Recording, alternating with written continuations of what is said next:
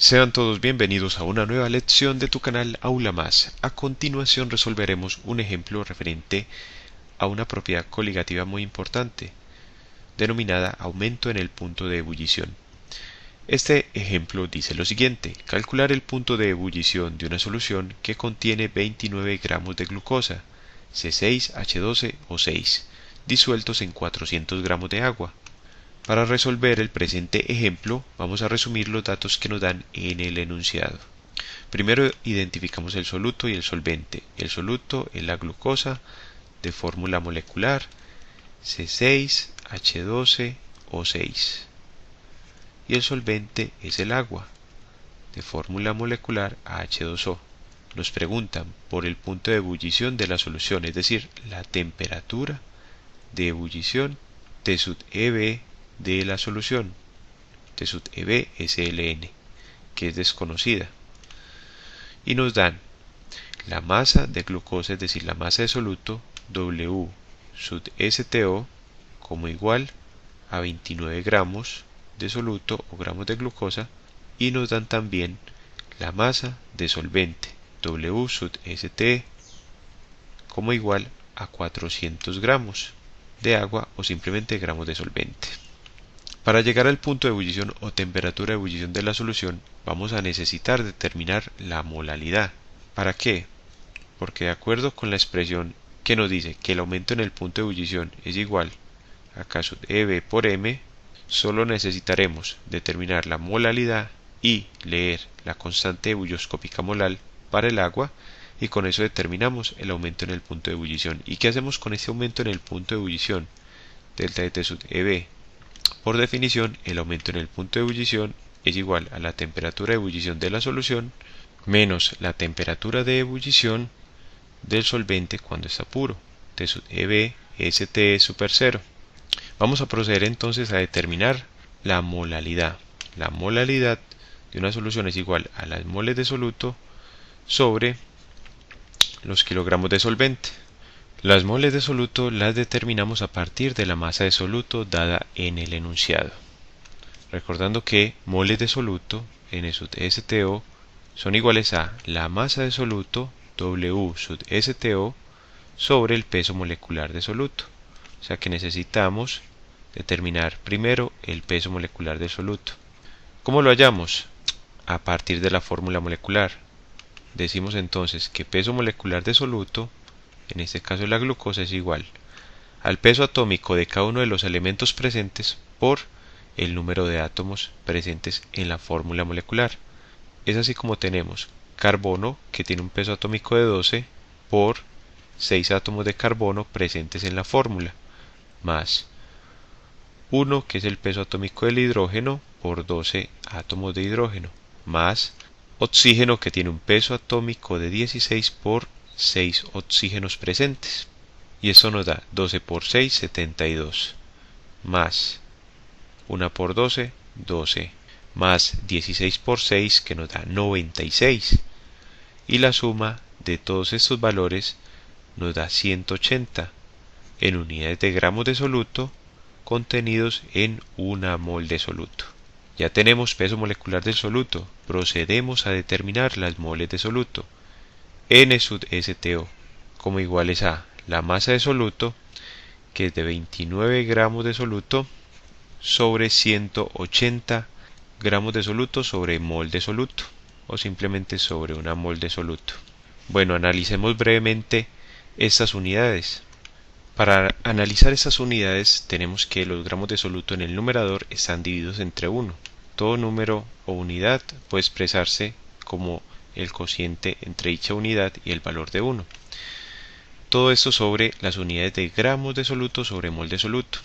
Entonces, por ley de extremos y medios, o ley de la oreja, tenemos que los valores extremos se multiplican, en este caso las unidades, y obtenemos las unidades en el numerador, gramos de soluto por mol de soluto. Todo esto sobre la multiplicación de medios, 1 por gramos de soluto. Y así se cancelan unidades de gramos de soluto en el numerador con gramos de soluto en el denominador, y nos queda mol de soluto sobre 1, o lo que es lo mismo, moles de soluto.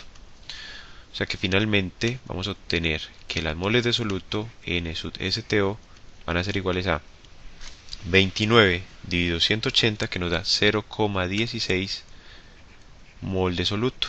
Ya tenemos entonces las moles de soluto.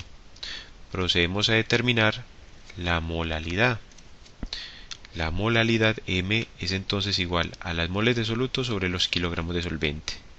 Ya tenemos las moles de soluto como iguales a 0,16 mol de soluto. Nos falta solamente los kilogramos de solvente. Nos dan gramos de solvente. Necesitamos pasar ese valor a kilogramos de solvente, multiplicando por un kilogramo de solvente que contiene 1000 gramos de solvente. Y esta es una relación que aplica para cualquier sustancia. En cualquier sustancia, un kilogramo de dicha sustancia es igual a 1000 gramos de dicha sustancia.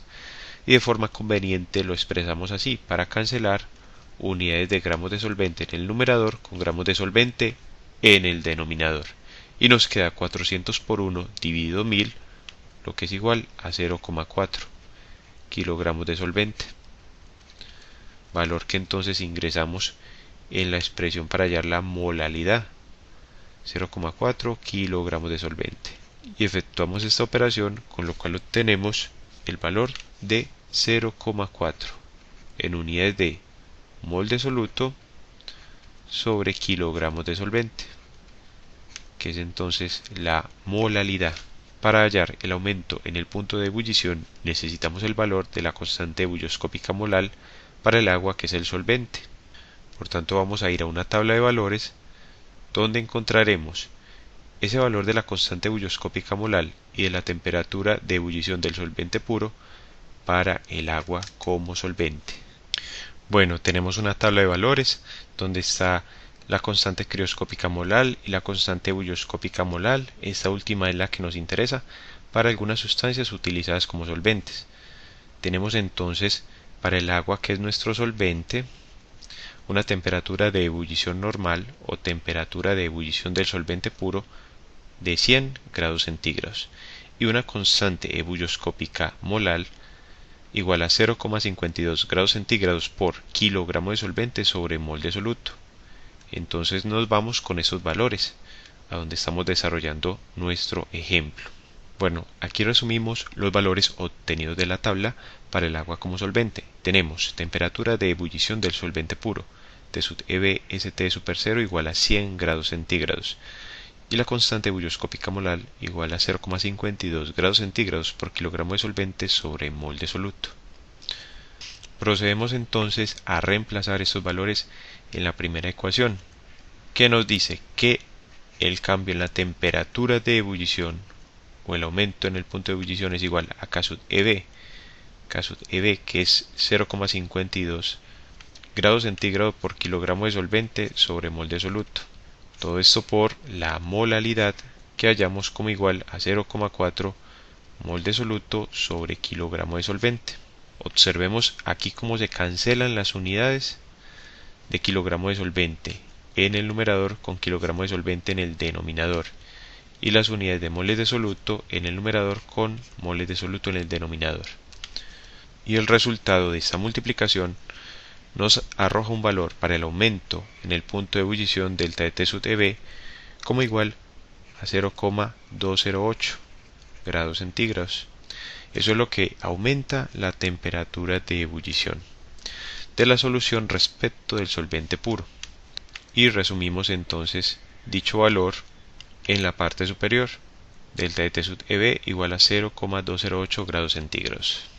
Ahora tomamos esta segunda expresión, que nos dice que el aumento en el punto de ebullición es igual a la temperatura de ebullición de la solución menos la temperatura de ebullición del solvente puro, y despejamos la variable que nos interesa, que es la temperatura de ebullición de la solución. Observemos que el término temperatura de ebullición del solvente puro está restando al lado derecho, lo pasamos a sumar al lado izquierdo, con lo cual nos queda que delta T sub EB más temperatura de ebullición del solvente puro es igual a la temperatura de ebullición de la solución. Y esta ecuación también la podemos escribir como temperatura de ebullición de la solución igual al cambio o aumento en la temperatura de ebullición más la temperatura de ebullición del solvente puro. Ahora solo tenemos que reemplazar los valores y tenemos, reemplazando los valores, tenemos que la temperatura de ebullición de la solución es igual al aumento en el punto de ebullición, que lo calculamos previamente como igual a 0,208 grados centígrados, más la temperatura de ebullición del solvente puro, que es de 100,00 grados centígrados.